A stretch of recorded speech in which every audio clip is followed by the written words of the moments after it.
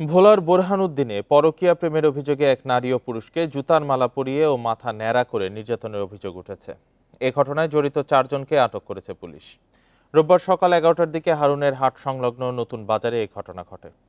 সামাজিক যোগাযোগ মাধ্যমে ছড়িয়ে পড়া ভিডিওতে দেখা যায় চায়ের দোকানের সামনে মাঝবয়সী এক পুরুষের মাথা ন্যাড়া করে দিচ্ছে কিছু লোক।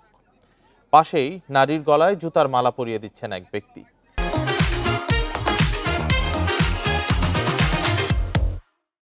ওই ব্যক্তি হলেন বড় মানিকা ইউনিয়ন বিএনপির 5 নম্বর ওয়ার্ড সভাপতি হুমায়ুন কবির। ভিডিওটি ছড়িয়ে পড়লে বিভিন্ন মহল ক্ষোভ প্রকাশ করে। স্থানীয়রা জানান, পরকীয়ার অভিযোগে শাস্তি দেওয়ার নামে ওই নারীকে জুতার মালা পরিয়ে ও পুরুষের প্রকাশ্যে মাথার চুল কেটে দেওয়া হয়।